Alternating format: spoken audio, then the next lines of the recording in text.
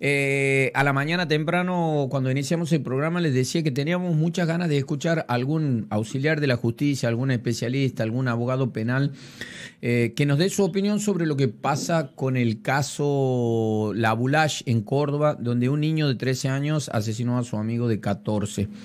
¿Cuál es la posición de la justicia frente a semejante hecho donde tenemos de protagonistas a dos niños? Por eso le vamos a pedir una opinión al doctor Gustavo Morales, un especialista que estamos viendo en nuestro canal digital, con una fotografía obviamente, y estamos en comunicación telefónica con él para pedirle una opinión sobre este caso. Sabemos que es un avesado, ya le debemos no sé cuánto al doctor Morales, porque cada vez que lo llamamos él está atento a nosotros, así que lo saludo y le dejo la inquietud, querido doctor Gustavo Morales. Buenos días, nuevamente infinitas gracias por esta invitación, y en realidad usted y yo somos un buen ejemplo de cuánto nos queremos los santiagueños. Claro que sí, absolutamente, doctor, absolutamente. ¿Sí? Sí, por supuesto. Sí, ya no nos tildan que tenemos características felinas. No, somos hermanos, olvídese, no hay frontera entre Tucumán. Nosotros le debemos la gentileza de que son bellos durmientes. Muy bien. Doctor, perdone que por esta inquietud hemos intentado con algunos colegas de Santiago que están obviamente en audiencia, en un montón de cosas. Bueno, vamos a preguntarle a un especialista penal, que es el doctor Morales en Tucumán, a quien le reconocemos todas sus cualidades. ¿Qué opinión tiene sobre este caso, que es tan delicado, ¿no? Cuando se trata de dos niños. Voy a dar el marco normativo para luego analizar el caso concreto. Claro que sí. Alguna vez escribió un psicoanalista, psiquiatra, y que tiene además otras especialidades cuando se dedicó a la escritura o a la literatura, Marcos Aguinis, que Argentina es un país de novela. Precisamente en el ámbito del derecho de los niños, usted tiene un primer marco normativo. Y es importante, y agradezco nuevamente esta invitación, porque los doctrinarios, como silbando bajito, pasan inadvertido esto. ¿Cuál es el primer marco normativo a tener en cuenta? Es el decreto ley 22.278/80, que es un decreto firmado por un dictador el 25 de agosto de 1980 y que tiene otra modificación en las postrimerías de la dictadura cívico-militar eclesial, el 5 de diciembre del 1983, que es el decreto ley 22.803/83.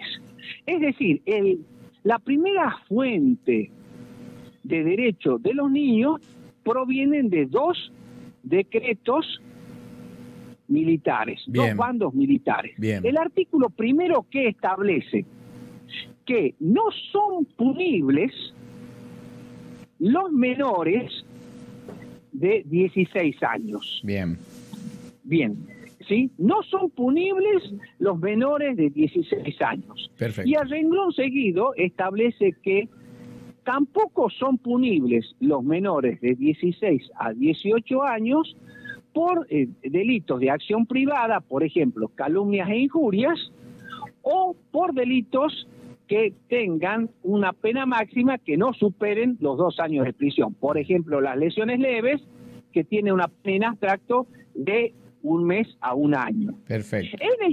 En consecuencia, en el caso que usted me plantea, es un menor no punible. Perfecto. ¿Sí?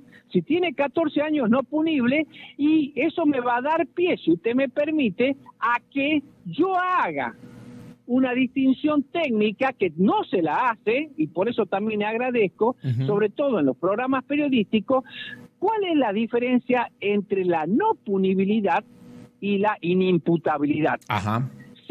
Se confunde, y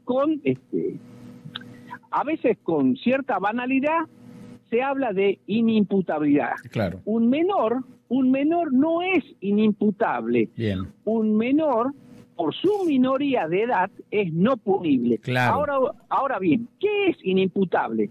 El concepto de inimputabilidad está previsto en el artículo 34, inciso primero del Código Penal, que si bien establece no son punibles, es un error de técnica legislativa, pero lo cierto es que los inimputables son aquellos que al momento de cometer el hecho, por insuficiencia de sus facultades, alteraciones morbosas de la misma, o estado de inconsciencia, error o ignorancia de hecho no imputable, no pudieran comprender la criminalidad del acto ni dirigir sus acciones. Perfecto. En síntesis, el inimputable es quien al momento del hecho no puede comprender la criminalidad del acto ni dirigir sus acciones. Bien, es claro, es eso. A la no punibilidad. Claro, doctor, eso.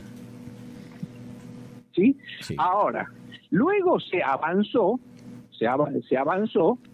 y así es que la Convención sobre los Derechos del Niño se encuentra en el artículo 75, inciso 22 de la Constitución Nacional, o sea que está en la cúspide jurídica cuando se analiza la situación de un menor en todo proceso, especialmente en un proceso penal. Por eso, en relación a los menores, no se aplican en este caso una pena, sino una medida tutelar. Bien. Pero esto también me da pie a no caer en la ingenuidad de que porque se llamen medidas tutelares, son graciosas y bondadosas concesiones del Estado o un magistrado.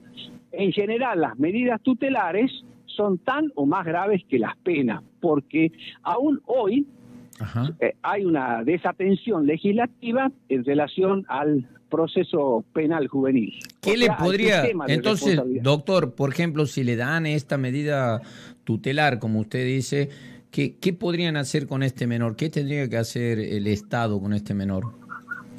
Mire, voy a decir lo que no debe hacer el Estado, institucionalizarlo. Claro, a eso me refería. Cuando uno dice medida tutelar, imagina inmediatamente llevarlo a un instituto. Mire, un instituto de menor, como una comisaría, como una cárcel, es una jaula. Bien. Que eufemísticamente tienen ese nombre. Sí, ahora, ¿qué es lo que hay que hacer? Un abordaje interdisciplinario del menor. Es decir, ser sometido a un tratamiento psicológico y psiquiátrico, también en el ámbito educativo, y un abordaje interdisciplinario con su grupo familiar. Claro. Porque esto es importante que se tenga en cuenta, que el derecho penal siempre llega tarde, llega a las consecuencias, porque aquí lo verdaderamente importante es por qué este menor tuvo ese comportamiento. Claro que sí. ¿Sí? Entonces, el ámbito de discusión de los menores es totalmente diferente al de los adultos, porque allí, en los adultos, se habla de pena. Exactamente. Que tiene otras finalidades que tampoco se cumplen, y en realidad la pena es un encierro institucionalizado. En el ámbito de los menores debemos ser mucho más cuidadosos, sobre todo los magistrados, que tienen amplias facultades. Por eso también el terreno de las medidas tutelares es hasta a veces autoritario, pero lo importante es que se lleve a cabo un abordaje interdisciplinario del menor y su entorno social.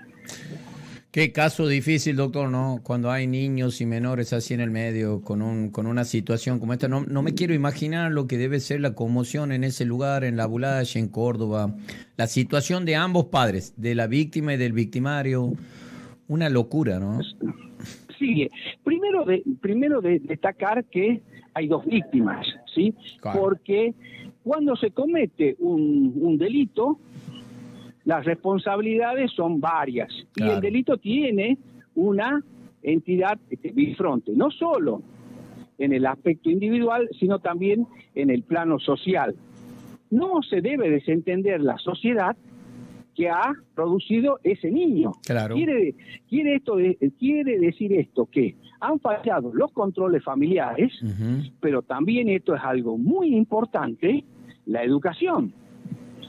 porque la violencia ingresa a la vida de las personas cuando no hay diálogo, porque cuando existe diálogo, lo que hay es argumento.